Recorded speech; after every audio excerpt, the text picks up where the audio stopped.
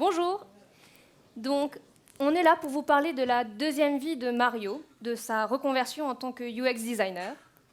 Parce qu'il faut dire quand même que la saga Super Mario, elle est quand même bien faite. C'est simple, c'est fun. Donc on pourrait même se demander, mais c'était quoi sa recette magique pour faire ce jeu, cette saga? On pourrait se demander aussi pourquoi les jeux sont devenus si compliqués maintenant. Mais ça, c'est ce qu'on va voir après. Tout d'abord, je vous propose de vous présenter la composition du match d'aujourd'hui. Donc, on a deux joueuses et je vais laisser Sarah se présenter. Bonjour, alors moi j'ai suivi un cursus d'ingénieur en cognitique. Alors la cognitique, ça mêle la psychologie cognitive et l'informatique. L'idée c'est de comprendre comment fonctionnent les humains, leur cerveau, et comment fonctionnent les machines, les ordinateurs, dans le but de proposer des interfaces qui fonctionnent bien. Je travaille à Murex. Donc Murex est une société éditrice de logiciels dans le domaine de la finance et en particulier des capital markets. Et j'y travaille depuis 1 an et demi maintenant en tant que consultante UX et product manager de la UI. Et donc peut-être que vous a dit qu'il y avait un seul cursus pour devenir UX. Eh bien non. Moi, du coup, j'ai un autre parcours. J'ai un doctorat en ergonomie. J'ai travaillé pour SAP, Cisco, Sage, pour une boîte de jeux vidéo en Corée du Sud. Je travaille actuellement avec Sarah en tant que UX consultante chez Murex aussi. Je suis freelance pour Hush, donc une compagnie qui fait de la banque mobile européenne. Notre métier à Sarah et moi, c'est d'être l'intermédiaire entre les utilisateurs, donc vos clients, et vos équipes pour faire des produits qui seraient encore meilleurs. Ça, c'est l'ensemble des jeux auxquels on a beaucoup joué, Sarah et moi, et l'ensemble des devices qu'on possède et sur lesquels on joue beaucoup. Parce que voilà, on est bien là entre nous, on parle à des gamers, on est des gameuses, donc on pense qu'on parle le même vocabulaire. Et puis on ne va pas se leurrer, hein. Si on devait s'imaginer dans 50 ans, vous comme nous, je pense qu'on jouera encore aux jeux vidéo. Alors nous tous, qui sommes des utilisateurs de jeux vidéo, nous avons déjà rencontré des problèmes d'expérience utilisateur. Vous vous rappelez les fois où vous avez été agacé, lassé par certains détails d'un jeu, vous êtes peut-être même énervé. Voilà, c'est de l'expérience utilisateur. L'expérience utilisateur, elle est partout. Elle est dans vos produits, elle est dans les jeux vidéo. À partir du moment où il y a une personne qui se sert de votre produit, c'est de l'expérience utilisateur. Et en France, on est un peu en retard. C'est pas encore bien rentré dans les mœurs, c'est pas encore bien rentré dans les process. Donc on va essayer de rattraper ce retard et on va essayer de prendre de bonnes habitudes. La première bonne habitude, c'est d'essayer de se poser systématiquement cette question. Qui sont-ils, nos utilisateurs? Puisque c'est pour eux qu'on développe notre produit. C'est vraiment la base de la conception centrée utilisateur. Dans le domaine du jeu vidéo, on dit en général qu'il y a 4 profils différents de joueurs. Alors on a les combattants. Les combattants aiment le combat et la compétition entre les joueurs. On a aussi les accomplisseurs. Les accomplisseurs, ils aiment se perfectionner, ils aiment maîtriser, ils aiment collectionner. On va trouver les socialiseurs. Eux, ils aiment vraiment l'interaction avec les autres joueurs. C'est vraiment ça qui va leur faire plaisir dans un jeu. Et puis, le dernier profil, ce sont les explorateurs. Et ceux-là, il faut les laisser tranquilles. Ils ont besoin de liberté, ils ont besoin d'explorer leur monde un peu comme ils ont envie. Donc, chacun de nous, nous sommes un mélange assez équilibré entre ces différents profils, avec un profil qui va ressortir, un profil qui va être dominant. Et en fait, selon son profil, on ne va pas du tout avoir les mêmes objectifs et les mêmes motivations. Je vais prendre un exemple concret. Le combattant, quand il joue, il va se référer au classement entre les joueurs. C'est super pratique, il voit qui est devant lui, il voit qui est derrière lui, c'est super motivant. L'accomplisseur, il va peut-être regarder, mais il ne va pas y prêter autant d'attention. Parce que pour lui, ce qui compte, c'est la progression objective par les niveaux, pas cette progression relative aux autres joueurs. Donc qu'est-ce qu'on comprend? On comprend que selon le profil des utilisateurs auxquels on s'adresse, on ne doit pas concevoir son produit de la même manière, puisque les sources de motivation, les objectifs ne sont pas les mêmes. On a un exemple ici. Vous voyez deux gameuses avec un profil plutôt différent, même si les côtés socialiseurs et accomplisseurs sont relativement les mêmes. On voit qu'Alexandra a un profil beaucoup plus combattant et moi un profil plutôt explorateur. Quel impact ça a sur notre utilisation des jeux vidéo? Eh bien, on ne joue pas aux mêmes jeux vidéo. Et quand on joue aux mêmes jeux vidéo, on ne va pas du tout y jouer de la même manière. On ne va pas vivre la même expérience de jeu, on ne va pas suivre les mêmes chemins. Donc ça, peut-être que vos produits s'adressent à un profil très varié, à un public très varié. Peut-être que vous ciblez vraiment une certaine catégorie d'utilisateurs. Mais dans tous les cas, s'il y a bien des choses à retenir, c'est qu'il faut qu'on s'intéresse à nos utilisateurs. Il faut qu'on fasse cet effort de découvrir qui ils sont, puisque c'est pour eux qu'on développe ces produits. Et une fois qu'on a fait ce travail de découverte, on va pouvoir adapter nos produits à ce qu'on a appris, à ce qu'on a découvert. Et donc, vous allez me dire, bah, ok, c'est gentil, on parle de jeux vidéo, mais est-ce qu'on va jouer? Eh bien, la réponse, c'est oui, on va jouer. Pour certains d'entre vous, vous connaissez, mais on vous demande explicitement de sortir votre smartphone, d'aller sur kahoot.it, et on va vous montrer donc, les numéros à rentrer pour rentrer dans le quiz. Pour ceux qui ne connaissent pas, on va vous expliquer les règles. Donc, on va avoir un code à plusieurs chiffres à rentrer. On va vous proposer 5 questions. Plus on est rapide, plus on gagne de points. On va aller... donc, le numéro à rentrer... Oula. Le numéro à rentrer, c'est 655 356 7. Donc, on va le laisser encore un peu affiché pour que vous ayez le temps de rentrer dans le jeu. Comme je disais, 5 questions. Du coup, de la plus facile à la plus difficile. Ensuite... Désolée pour ceux qui auraient déjà joué chez Murex, vous n'avez pas le droit de rejouer, on s'excuse. Qu'est-ce qu'on peut vous dire? Que les 3 meilleurs auront un prix, donc il faudra venir le chercher à la fin de notre conférence. Donc je vois qu'on a beaucoup de joueurs quand même, c'est bien. Oula, on en a vraiment beaucoup, on est ravis.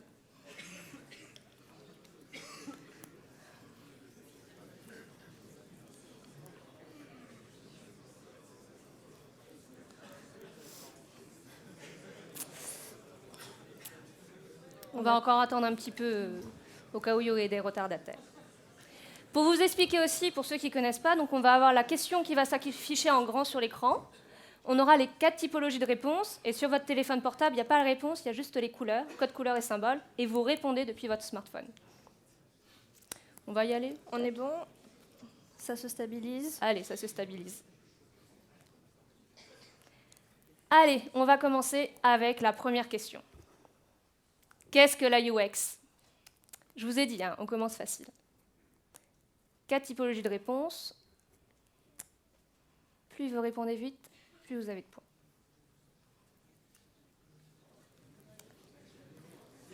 Ça répond vite, c'est bon? On a combien de joueurs?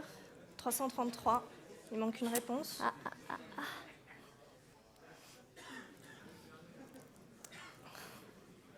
Bon, on va attendre.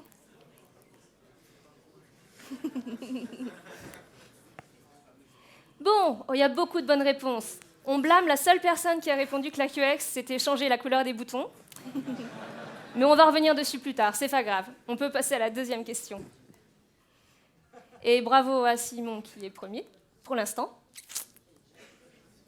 Deuxième question, quel est le profil de joueur dominant le plus courant?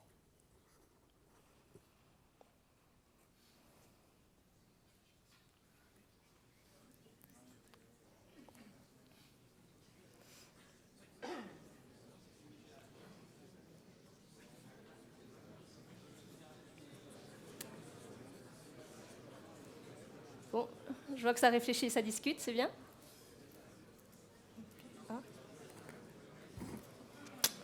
On va attendre jusqu'au bout. Du coup, la bonne réponse était socialiseur. Il y a 14 personnes qui ont bien trouvé. C'est étonnant, n'est-ce pas?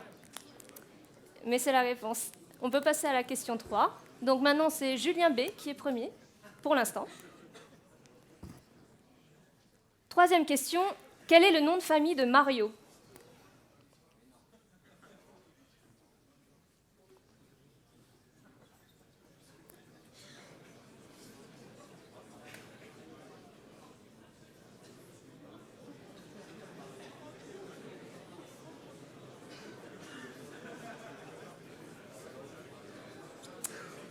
Ça aussi, je vois que ça soulève des réactions fortes. C'est bien. Plus que 2 secondes. Et la bonne réponse, c'était Mario. Mario et Luigi Mario Bros. Et je vois que ça a étonné plusieurs personnes aussi. Donc 61 bonnes réponses. Nous avons maintenant Tété qui est premier au classement. On peut passer à la 4e question. À votre avis, quel est le bien culturel qui a été le plus vendu en 2016 en France? Sachant qu'on n'a pas les chiffres pour 2017.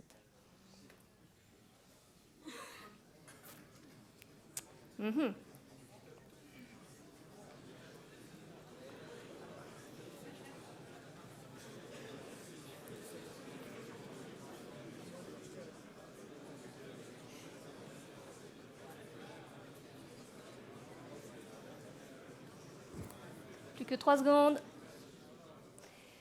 Plus de bonnes réponses, 175. C'était FIFA 2017.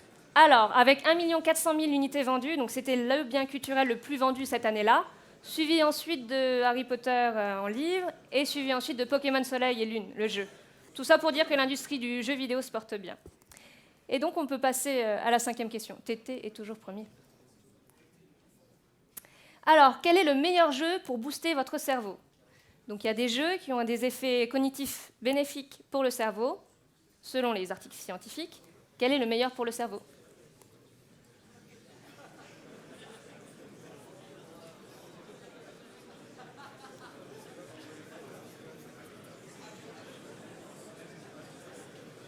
Plus que 10 secondes.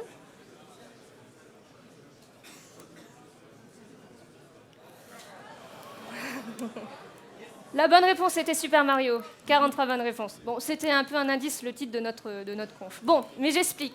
Selon les articles scientifiques et des études canadiennes parues récemment, il y a une région dans le cerveau qui est très importante qui s'appelle l'hippocampe. C'est très utile pour la mémorisation, pour la représentation spatiale. Et quand on joue à des jeux plateforme 3D type Super Mario, c'est très bon pour booster l'hippocampe. Et je suis désolée pour tous ceux qui jouent à Call of Duty, mais toujours selon cette étude, après 90 heures de jeu, la matière grise qu'il y a dans l'hippocampe commence à diminuer. Par contre, Tetris, ceux qui ont répondu Tetris, ça reste un très bon jeu pour lutter contre l'anxiété. Et Candy Crush, sous ses airs de jeu mobile un peu bateau, c'est très bien pour lutter contre les addictions. Voilà. Donc, qu'est-ce qu'on peut retenir de ce quiz? On peut retenir 2 choses. Déjà, les plus enthousiastes à jouer, ceux qui voulaient être premiers sur le podium. Du coup, on a vu selon les typologies de joueurs de Sarah, peut-être que c'était des combattants, des fighters.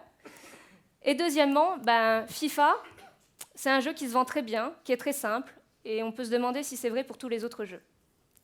On va voir le résultat, du coup, le top 3. Donc on demandera à Fab, Fred et Roméo de venir chercher leurs cadeaux à la fin de cette conférence.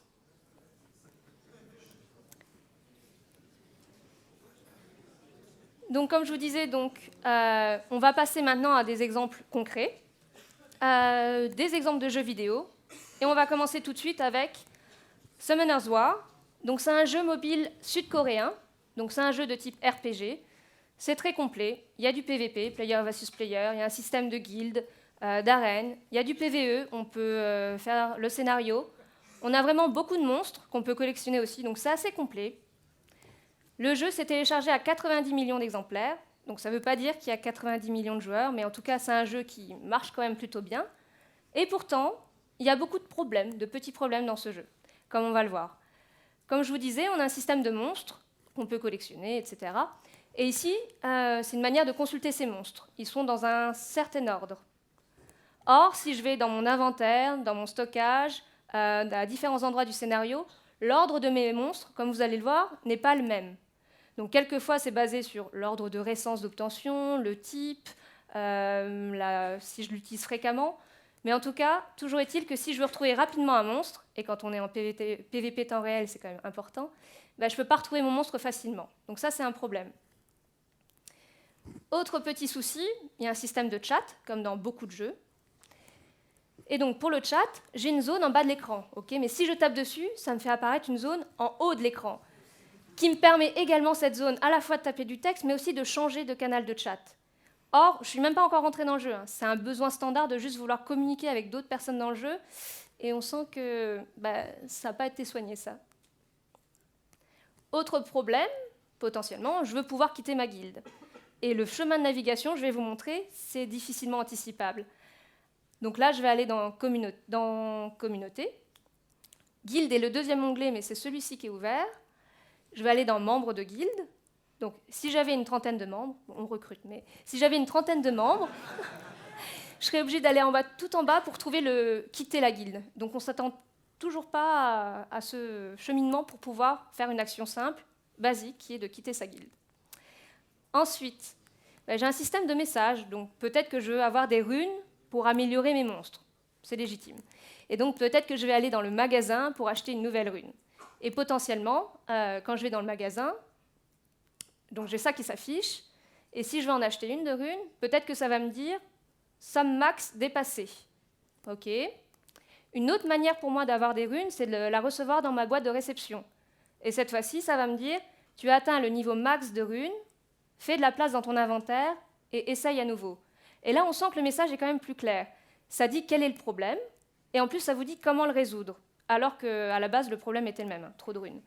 Donc, ce qu'on essaye de vous dire, c'est que la terminologie, le vocabulaire, les labels, c'est essentiel pour avoir une bonne communication avec ses utilisateurs. Nous, par exemple, dans nos boîtes, on peut voir des messages un peu techniques. Ça parle de batch, ça parle de mots un peu complexes. Par exemple, nous, dans notre boîte, on a un message un peu connu qui dit « The service is maybe dead ». Et on pense que c'est une manière intéressante de communiquer avec ses utilisateurs. Tout ça pour dire que nous, en plus, nos utilisateurs, ils sont dans le domaine de la finance, donc ils ne comprennent pas du tout le même vocabulaire. Donc c'est à nous, adaptons nos messages à nos clients, à nos utilisateurs. Parce que, par exemple, si moi, mes grands-parents vont sur Internet et qu'on leur parle de navigation, qu'on leur parle de cookies, eux, ils vont imaginer des petits gâteaux sur un bateau. Donc, soignons les terminologies.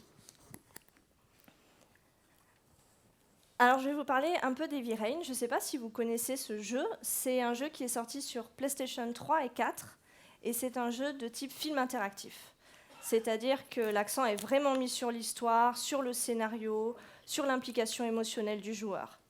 Donc, on a beaucoup de cinématiques pour le déroulement de l'histoire, et on a aussi beaucoup de moments où on doit prendre des décisions, on doit faire des choix qui ont un impact énorme sur le reste de l'histoire. Donc c'est un jeu qui est très immersif. Et là, il y a quelque chose que je vais remarquer très rapidement, puisqu'en fait, ça concerne la manière de déplacer le personnage. Donc dans la quasi-totalité des jeux qui se jouent sur console avec une manette, on va utiliser les deux joysticks, le joystick de gauche qui va vraiment orienter le personnage, et le joystick de droite qui va orienter la caméra. Et c'est l'utilisation de ces deux joysticks en même temps qui permet une utilisation et un déplacement fluide, simple, rapide. Mais là, ce n'est pas le cas. En fait, là, on me demande d'appuyer en continu sur le bouton R2, donc à l'arrière à droite, juste pour initier le déplacement du personnage. Et ensuite, avec le joystick de gauche, je vais pouvoir orienter. Ici, je ne peux pas orienter la caméra différemment. C'est-à-dire que si j'oriente vers une direction, le personnage va dans cette direction. Parce qu'en fait, le joystick de droite sert pour d'autres interactions, pour toutes les autres interactions, ouvrir une porte, prendre un objet. Alors, qu'est-ce qui se passe ici? L'utilisateur, il a des habitudes. Là, on peut même parler d'automatisme, puisque dans n'importe quel jeu où on va se déplacer dans un environnement 3D, on va toujours utiliser les mêmes commandes pour se déplacer. Et là, on ne respecte pas ces habitudes. Là, à chaque fois que le joueur revient sur ce jeu, il se plante. Évidemment, c'est le principe des automatismes. On n'y pense pas, c'est naturel et c'est plus simple. Et là, donc, on le met en difficulté sans vraiment de bonnes raisons. Je vous montre une autre séquence de Heavy Rain. Dans cette séquence, le personnage, doit se faufiler entre des fils électriques haute tension. Alors pour cela, le joueur doit, avec sa manette, appuyer successivement sur plusieurs touches et les maintenir jusqu'à ce que l'obstacle soit franchi. Là où ça devient compliqué, un peu technique, c'est quand il faut appuyer sur 5 touches différentes que je ne connaissais pas à l'avance Donc, je n'ai pas optimisé l'emplacement de mes doigts. Si je me trompe, par exemple, j'appuie sur une mauvaise touche ou je relâche, sans faire exprès, une touche, je me prends un petit coup de jus et je dois recommencer. Je vous laisse voir ce que ça donne. Donc la vidéo, vous allez voir comment je suis obligée de positionner mes doigts d'une manière pas du tout standard.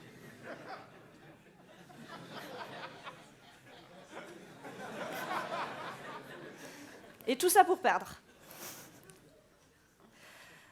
Alors qu'est-ce qui se passe là? Bon, j'ai une hypothèse. En fait, je pense qu'ils ont voulu retranscrire la difficulté physique du personnage dans le jeu, parce que, mine de rien, j'ai jamais essayé, mais ça ne doit pas être simple de se faufiler entre des fils électriques. Je pense qu'ils ont voulu retranscrire cette difficulté physique-là sur le joueur. C'est-à-dire, demandons-lui de faire quelque chose de compliqué physiquement. Et c'est un peu ce que le joueur doit faire. Il doit se contorsionner d'une certaine manière pour franchir l'obstacle. Mais quelle est la conséquence? Ça part d'une bonne idée. Mais quelle est la conséquence? Je sors complètement de mon expérience de jeu. C'est un jeu très immersif, on est à fond dans l'histoire.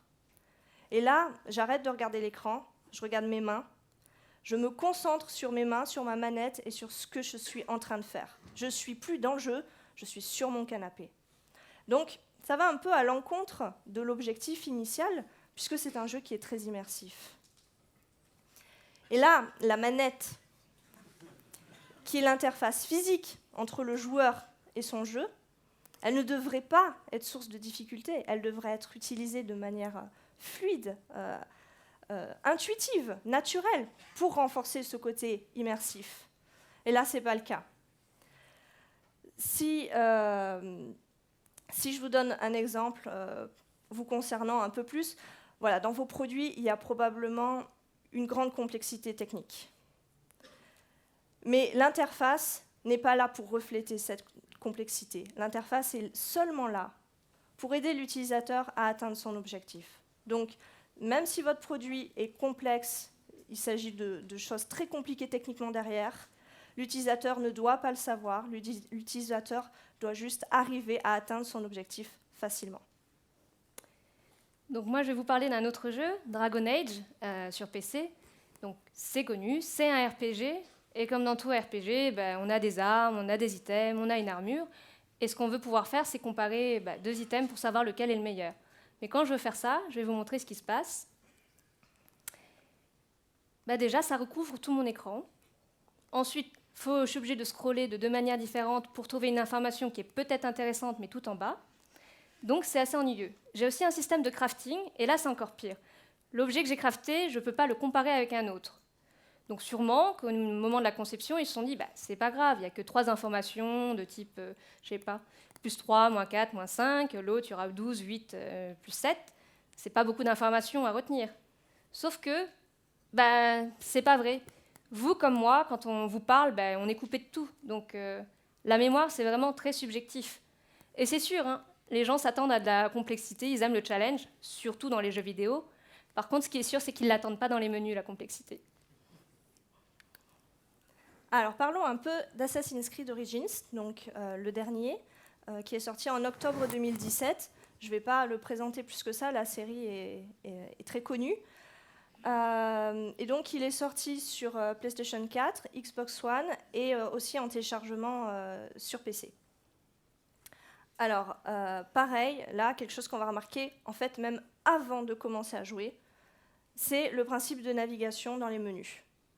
Donc, encore, dans les consoles, dans les jeux qui se jouent sur console, où on utilise une manette, en général, on a un système de navigation, on va dire, par bloc, c'est-à-dire que je vais avoir un item qui est sélectionné, et puis ensuite, avec les flèches directionnelles ou avec le joystick, je vais pouvoir sélectionner chacun des items, droite, gauche, au bas. Mais là, non. Là, on me demande d'utiliser un curseur, comme si j'avais une souris. Qu'est-ce qu'on voit? On voit par exemple dans cet écran, donc celui du bas, l'écran d'arbre de compétences, il y a beaucoup d'items. Ils sont petits. Et le cas d'usage, le cas d'utilisation dans un écran d'arbre de compétences, dans la plupart des cas, pour la plupart des gens, ça va quand même être de comparer. Donc je vais aller voir un item, un deuxième, un troisième, je reviens sur le premier, et c'est ça qui me permet de faire mon choix. Et donc là, je vais être mis en difficulté. Bien sûr, je vais finir par y arriver, mais je vais devoir apprendre à utiliser ce joystick comme si c'était une souris. Et je vais être beaucoup moins efficace. Donc, là aussi, il y a une hypothèse. C'est le fait que Ubisoft ait déjà codé le jeu d'abord sur PC, là où il a été testé. Donc là, l'utilisation d'un curseur était tout à fait cohérente. Et puis ensuite, après, ils ont fait l'adaptation sur console. Et là, malheureusement, c'est passé dans les mailles du filet.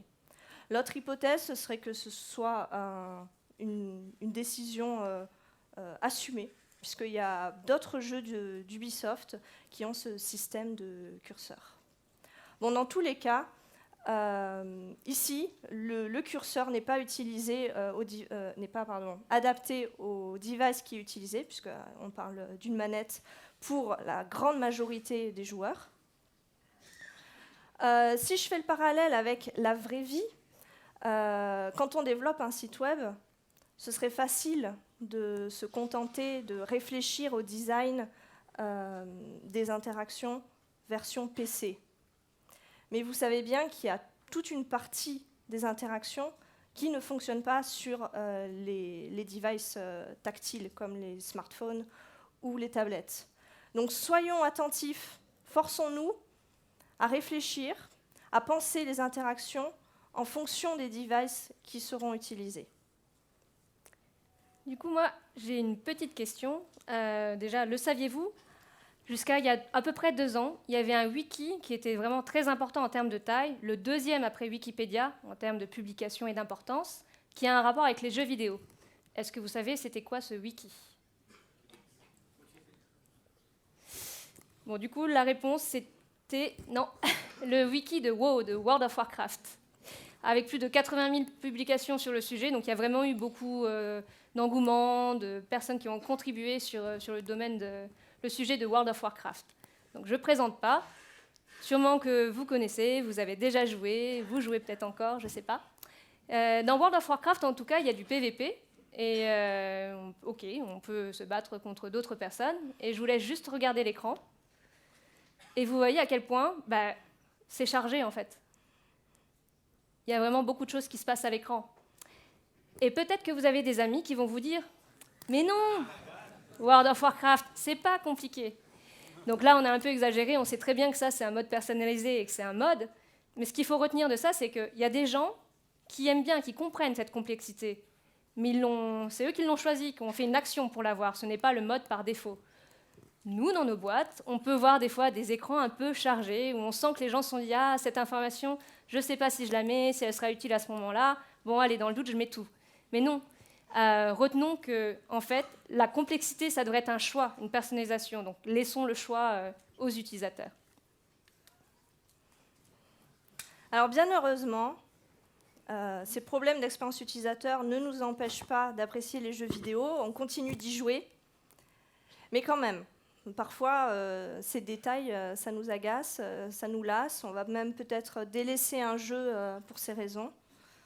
Donc c'est dommage parce que par ailleurs, le jeu, il est peut-être génial, il est peut-être hyper abouti, très compliqué, très intéressant, très riche.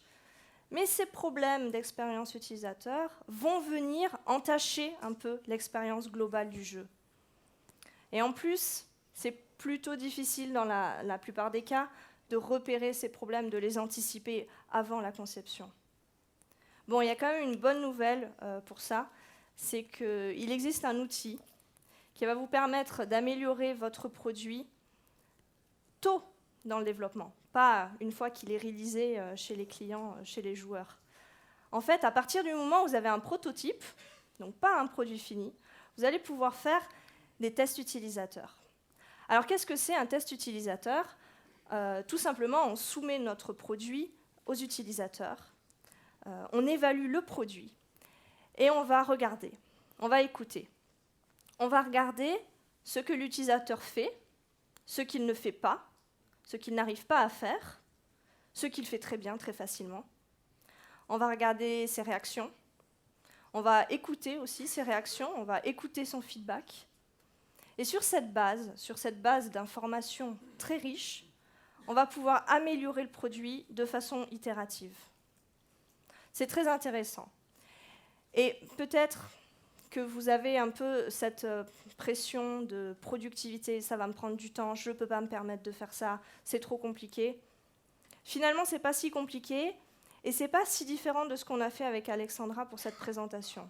Vous aviez la vidéo de l'écran, vous aviez la vidéo des mains, il vous manquait une vidéo de nous pour voir nos réactions et le son pour nous entendre aller. Et là, vous aviez toutes les sources d'informations nécessaires. Donc, c'est très bénéfique, c'est pas si coûteux, donc en conclusion, c'est très rentable. Donc moi, j'ai une question... Voilà. Bon, bah, tout le monde connaît Miyamoto. C'est donc la personne qui est à l'origine de Super Mario. C'est aussi la raison pour laquelle on a nommé cette conférence comme ça. Et donc Miyamoto, c'est vrai qu'il est à l'origine de sagas comme Mario, comme Donkey Kong, comme Zelda. Donc c'est quand même des jeux qui se sont vendus à des millions d'exemplaires. Ça a vraiment été un gros succès, ça a été très populaire. Alors qu'à la base, Miyamoto, il ne vient pas du tout du domaine technologique. Il vient de la campagne, d'un petit village au Japon, entouré de forêts. D'ailleurs, dans Zelda, quand vous voyez tous ces décors de forêt, son inspiration, ça vient de là. Et pour Miyamoto, en fait, le fun, c'est un état d'esprit. Par exemple, lui, quand il veut perdre du poids, il va inventer un jeu vidéo pour perdre du poids. Donc c'est vraiment une mentalité, il se fixe ça dans sa vie de tous les jours. Nous, on a un peu des gourous dans le domaine de la UX, des gens qu'on vous recommanderait de lire. Par exemple, on a Norman qui a écrit The Design of Everyday Things en 1988, qui posait les bases de la UX. Et finalement, Super Mario, c'était 7 ans avant, et ça posait déjà aussi les bases de la UX sans le savoir. Je vais vous expliquer du coup. On parle pas mal de design centré utilisateur. C'est un peu un buzzword dans les entreprises pour rassurer les clients, pour dire si, on travaille avec vous. Mais chez Miyamoto, c'est vraiment une philosophie. C'est toutes les questions qui va se poser. Comment je peux donner de la satisfaction à mon utilisateur, à mon joueur, comment je peux lui apporter du fun. Et il est parti au basique, les fondamentaux des jeux vidéo, ceux dont parlait Salah tout à l'heure, la manette. Il s'est vraiment posé en se disant, mais comment je peux faire un device simple qui marche bien? Et finalement, ces questions, c'est aussi des questions que nous, UX, on pose en début de projet. Qu'est-ce qu'on veut faire? Comment le faire simple? Comment faire en sorte que ce soit bien fait? Donc des questions, finalement. Donc, lui, il s'est demandé comment je peux créer de la joie chez mes joueurs. Et il est parti de théories très simples. Par exemple, on sait que quand on accomplit, quand on finit quelque chose, on a un petit sentiment de satisfaction quand même. Donc, si on réfléchit bien, les jeux, ces jeux à lui, c'est surtout une accumulation de petits niveaux, où on va avoir donc une accumulation de petites victoires et de petits sentiments de satisfaction. Donc c'est vraiment pensé comme ça. Ce qu'on sait aussi, c'est que vous, comme nous, quand on a un objectif clair, on est moins stressé, on est plus serein, on sait où on va, on sait qu'il y a une fin. Donc c'est aussi important, ce genre de choses. D'autre part, peut-être que quand on avance dans le jeu, on va arriver à des endroits un peu plus difficiles où il y a un boss. Et si on meurt à cet endroit-là, on ne va pas réapparaître exactement au même endroit. On va réapparaître un peu plus tôt dans le jeu, quand c'est un peu plus simple, et on va resavourer ce moment de simplicité et de facilité pour être d'attaque, prêt pour affronter le boss un peu plus difficile. Et aussi, tout le monde aime les blagues, et les blagues, c'est prouvé scientifiquement, si c'est drôle, si ça amuse, c'est grâce à la chute, c'est la surprise qu'il y a à la fin. Et pour Miyamoto, c'est vraiment un état d'esprit, il veut surprendre ses joueurs de toutes les manières possibles, par le gameplay, par les persos, la musique, les décors. Donc c'est vraiment quelque chose qu'il souhaite faire pour rendre l'utilisateur plus heureux. On pourrait se demander d'où vient son inspiration. Par exemple, c'est dans Super Mario qu'on a vu pour la première fois un mouvement de caméra qui suit le personnage principal. C'est un élément de narration fort, qui a ensuite été repris dans d'autres jeux. Miyamoto, son premier métier avant d'être dans les jeux vidéo, c'était illustrateur. Donc en fait, tout ce qui est comics ou manga dessiné, ça l'a inspiré pour avoir ce mouvement de caméra dans les jeux. D'autre part, on parle aussi de storytelling, c'est aussi un buzzword un peu à la mode. Mais ce qu'il voulait Miyamoto, c'est qu'on ait une histoire ou un personnage auquel on puisse s'identifier, que ce soit simple. Et finalement, si je reprends l'histoire de Donkey Kong, ça reste quand même l'histoire d'un charpentier qui va sauver une princesse d'un très gros singe. Donc c'est très simple, on peut s'identifier, et puis c'est un jeu qui a très bien marché. Et enfin, si je vous parle de Alice au Pays des Merveilles, donc c'est quand même quelqu'un qui n'est pas très grand, qui va manger un champignon et qui va changer de taille. Ça vous rappelle Super Mario. Et clairement, il s'est vraiment inspiré de ça dans ses jeux. Donc l'inspiration peut venir d'un peu partout. Et sûrement que c'est quelque chose que vous faites déjà dans votre activité, vous inspirez de vos métiers passés, d'autres domaines que celui dans lequel vous êtes. C'est très bien, continuez, ça peut vraiment apporter beaucoup de choses pour enrichir votre produit et rendre ça plus intéressant. J'ai encore une question. Est-ce que vous connaissez le nom de ce monstre marron là? Oui, bonne réponse. Bon, ok, c'est un Goomba. Et ce que nous on dit, c'est que ce Goomba, il est très affordant. Et pour nous, l'affordance en UX, c'est super important. L'affordance, c'est la capacité d'un objet à suggérer sa propre utilisation. Or, le Goomba, quand vous le voyez avancer vers vous, lentement, mais quand même l'air pas très content, ce qu'on a envie, c'est de le tuer. Il a une tête ronde, on a envie de lui sauter dessus. On comprend, il n'y a pas besoin de tutoriel, il n'y a pas besoin d'explication. Donc l'affordance, je vais vous en parler un peu plus. Il y en a partout dans Super Mario. Par exemple, rien que le premier écran du premier jeu. On a bien Super Mario qui est à gauche de l'écran, pas au milieu, à gauche, et il attend. Et il regarde vers la droite. Et il y a un grand espace vide à droite. Et on comprend que pendant tous les niveaux du jeu, il va courir vers la droite comme ça, comme un peu sur cette scène, comme ça. Donc on comprend ce qu'il faut faire, naturellement. D'autre part, on a plein de petits éléments comme ça. Le tuyau, on comprend que c'est un tube plus grand que sa taille, on sait qu'on a envie de sauter dedans, donc on peut le faire. Les pièces, on a bien des petites pièces dorées en l'air qu'on a envie d'attraper, et c'est dans Super Mario qu'on a vu ça pour la première fois, et après ça a été repris dans de nombreux jeux. Ça donne envie. Et la plante, si on avait fait une plante réaliste, on ne comprendrait pas, mais là elle est très grande, elle a un système d'échelle, on va comprendre qu'on peut monter ou descendre. Donc c'est très affordant aussi. Et le summum de l'affordance, c'est cette boîte. C'est une boîte mystérieuse, on ne sait pas ce qu'il y a dedans. Il y a un gros point d'interrogation dessus. Donc ce qu'on a envie de savoir, c'est qu'est-ce qu'il y a dedans. Donc, qu'est-ce qu'il y a à retenir de cette histoire avec Miyamoto? C'est que finalement, déjà dans les années 80, c'était très intuitif. Lui, il a pensé ces jeux sans tutoriel, on n'avait pas besoin de texte, pas d'explication. N'importe quel joueur avec n'importe quel niveau pouvait se mettre dans le jeu et jouer facilement. Et si on devait rapporter ça à l'entreprise, je pense qu'on peut vraiment s'inspirer de Miyamoto. Il y a une citation d'un UX designer qui dit que les gens n'achètent pas un produit, mais une meilleure version d'eux-mêmes. Donc si on devait retenir, on a bien un utilisateur, votre client, on a un produit, votre fabuleux produit, et à la fin, on veut que l'utilisateur il se sente à l'aise, qu'il se sente fort, qu'il se sente un peu comme un super-héros. Donc voilà. Alors, on vous a présenté des exemples issus des jeux vidéo, mais en fait, vous avez remarqué qu'on a aussi parlé de vos produits, de tous les produits, que ce soit un site web, une application mobile, un progiciel. Les notions qu'on a abordées, comme la cohérence entre les écrans, la terminologie, l'adaptation device, ces notions, évidemment, elles s'appliquent à tous les types de produits. L'expérience utilisateur est partout, elle est dans les jeux vidéo, elle est dans les produits. Alors, qu'est-ce qu'on a voulu vous dire pendant cette présentation? Premier grand point à retenir, les utilisateurs sont tous très différents. Ils ont des profils variés et il faut qu'on les connaisse pour qu'on adapte nos produits. Ensuite, donc, on a vu toute une série de mauvaises expériences gamers. Et puis enfin, on a quand même vu qu'il y avait quand même une solution pour rattraper ça. Ce sont les tests utilisateurs.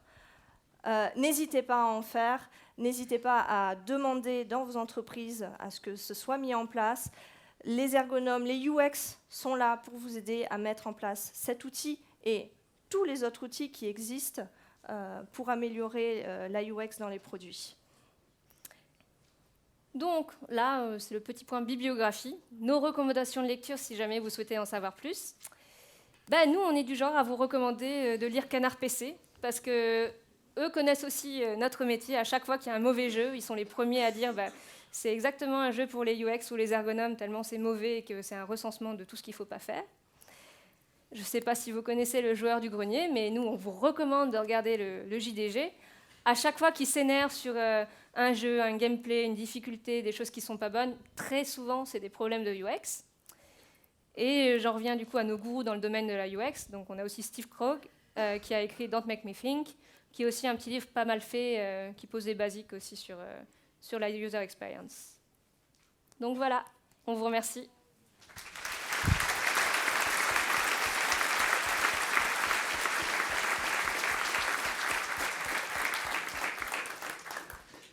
On attend les questions. Il nous reste 4 minutes 30. Oui ?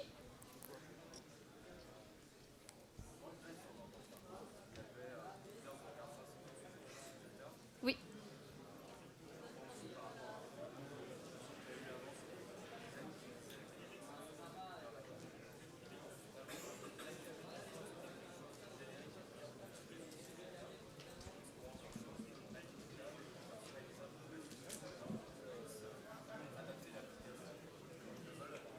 Donc je répète la question. On repart de l'exemple de WoW et on me demande s'il faut faire quelque chose de générique qui plaît à tout le monde ou quelque chose qui est personnalisable.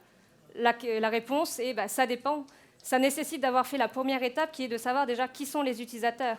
Par exemple, imaginons que vous avez 50% d'un profil et 50% de l'autre. Peut-être qu'il faut offrir les deux solutions. Peut-être que vous avez 90% de personnes standards et 10% d'experts. Peut-être qu'eux, il faut prévoir un mode à part personnalisable, par exemple. Ça dépend du ratio et ça dépend de l'analyse que vous avez faite de vos utilisateurs.